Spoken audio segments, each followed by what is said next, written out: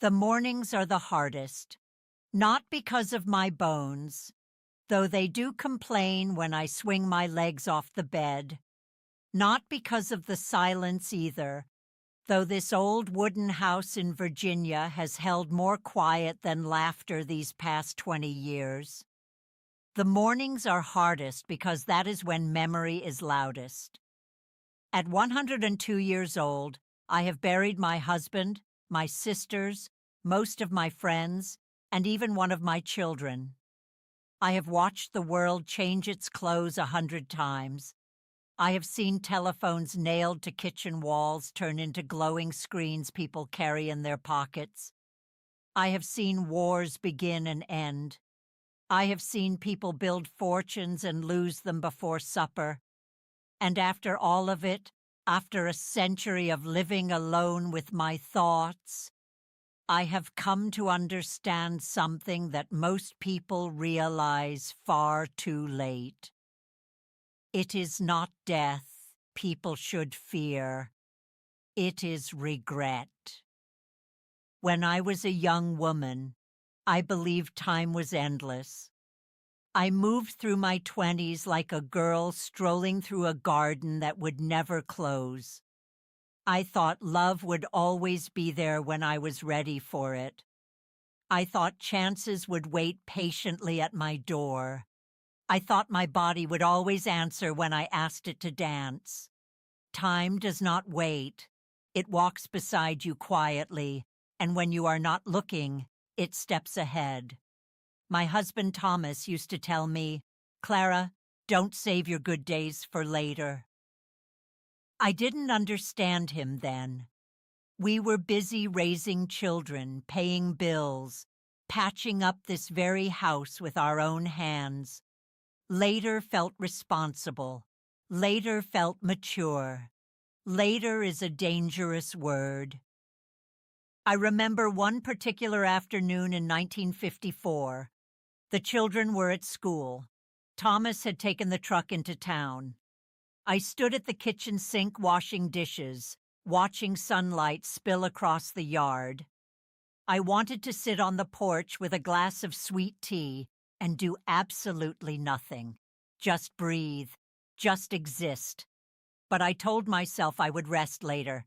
There were floors to scrub, laundry to hang, letters to write. That porch swing is still there. Thomas is not.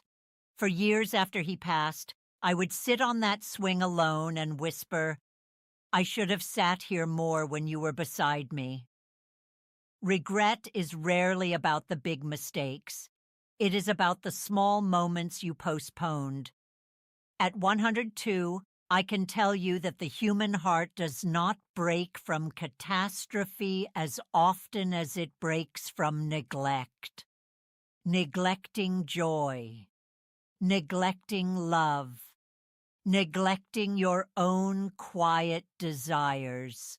I have known wealthy men who died angry because they never forgave a brother over a foolish argument about money.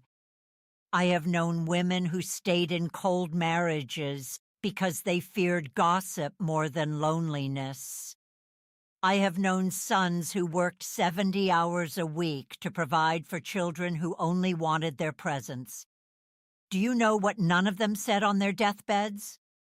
"I wish I had worked more." Not one. They said things like, "I wish I had called her. I wish I had gone. I wish I had tried. I wish I had said I was sorry." I have had a long time to sit with these words. When you live alone at my age, you become a student of memory. There is no office to rush to, no children tugging at your skirt, just you, your coffee, and the echo of your own life. And here is what I have discovered. Most regret is born from fear. Fear of looking foolish. Fear of being rejected, fear of failing, fear of standing alone. I almost let fear steal the greatest love of my life. Thomas was not the most handsome man in Virginia, but he had the kindest eyes I had ever seen. When he first asked me to the county fair, I said no. I told him I was busy. The truth was, I was afraid. Afraid he would not like the real me. Afraid I would not measure up to whatever dream he carried in his head. He asked again the following week. If he hadn't, I would have missed 70 beautiful years. Sometimes your entire future hides behind one brave decision. I look at young people today, scrolling endlessly, comparing their lives to strangers on a screen. I wish I could sit beside each one and say, stop measuring, start living. Comparison is another seed of regret. I once envied my neighbor Ruth. She wore prettier dresses. Her house was painted a cheerful blue while ours remained plain white.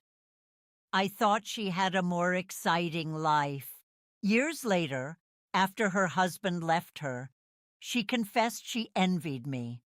She envied the way Thomas looked at me. She envied the laughter that spilled from our kitchen window. We were both wasting precious time wishing for the other's life. At 102, I can promise you something. No one has it all. The couples you admire have fought in kitchens you have never seen. The wealthy have cried in cars you will never ride in. The confident have doubted themselves in mirrors you will never stand before. If you spend your life chasing someone else's story, you will abandon your own. And that abandonment becomes regret.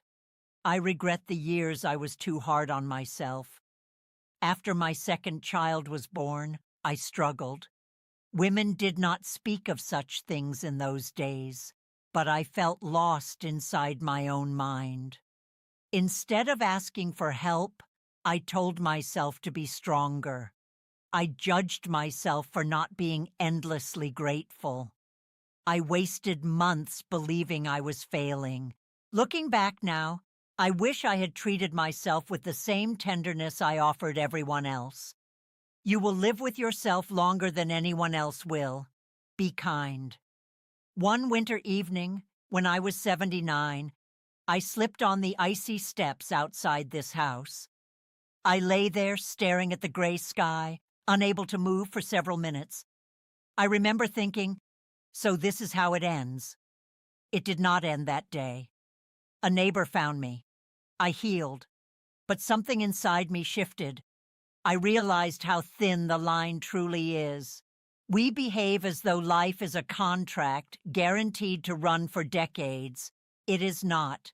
It is a fragile agreement renewed each morning. Since that fall, I have said what I mean more often. I have hugged longer. I have thrown away grudges like old newspapers, because I have stood at the edge. And from that edge, the view is very clear. No one regrets being too loving. No one regrets being too honest. No one regrets forgiving too quickly. But many regret waiting. I regret waiting to travel. Thomas and I always planned to see the Grand Canyon. We kept saying, next year. Next year became the year he fell ill. The year after that, he was gone. I have seen photographs of the canyon. It is magnificent. But I would trade every photograph in the world for one memory of standing there beside him. If there is somewhere your heart longs to go, do not wait for perfect timing. Perfect timing is a myth we use to justify delay. I regret the arguments that lasted too long. Silence can be a weapon sharper than words. There were nights Thomas and I went to bed angry over matters so small I cannot even remember them now. What I do remember is the distance in the dark. If you love someone, do not let pride rob you of peace. Apologize first, even if you believe you are right. Being right is cold comfort in an empty bed. There is another regret people rarely admit. They regret not becoming who they truly were. I loved to write as a girl. Stories poured out of me like rain in spring. But practical life demanded attention. I set my notebooks aside. Decades passed. It was only after Thomas died that I began writing again, late at night at this same kitchen table. My hands were wrinkled, my hair silver, but the words still came. Do not silence your gifts for too long. They do not disappear, but they grow quiet. And when they grow quiet, so do you. At 1:02, I wake each day knowing there are fewer mornings ahead of me than behind me. That knowledge does not frighten me anymore. It sharpens me. I notice the way sunlight warms the wooden floor. I notice the creak in the hallway that sounds exactly as it did in 1948. I notice the cardinal that returns to the same tree every March. Presence is the antidote to regret. When you are fully present, you do not postpone living. People often ask me the secret to reaching my age. There is no secret recipe. I did not eat perfectly. I worried more than I should have. I made mistakes. Oh, I made many. But I kept loving. Even after loss, I kept loving. When Thomas died, I thought my heart would close like a door. Instead, it cracked open in a different way. I loved my grandchildren fiercely. I loved my neighbors. I even learned to love solitude. If you close your heart to avoid pain, you also close it to joy. And the regret of a closed heart is heavier than grief. One day, not long ago, I stood in front of the mirror and studied the map of my face.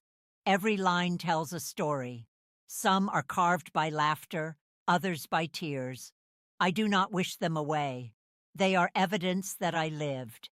The greatest tragedy is not aging. It is reaching old age and realizing you were never truly alive. So if you are listening to me now, if you are young or middle-aged or even older, hear this from a woman who has walked a century on this earth. Call the person you miss. Take the trip. Sit on the porch. Forgive the mistake. Start the project. Say the words. Because one day you will wake up in a quiet house, like I do, and your memories will sit beside you like old friends. You will either smile at them, or you will ache. I have both smiles and aches, but I have far fewer regrets than I might have had. And that, perhaps, is the quiet victory of my 102 years. When my time comes, and I feel it drawing nearer like evening light, I will not be counting my bank account. I will not be counting my accomplishments. I will be counting the times I chose courage over fear, love over pride, presence over distraction. That is the arithmetic of a life well lived. And if I could place one fragile, wrinkled hand on your cheek and tell you just one thing, it would be this: do not wait to live. Regret grows in the soil of postponement. Plant your days in courage instead.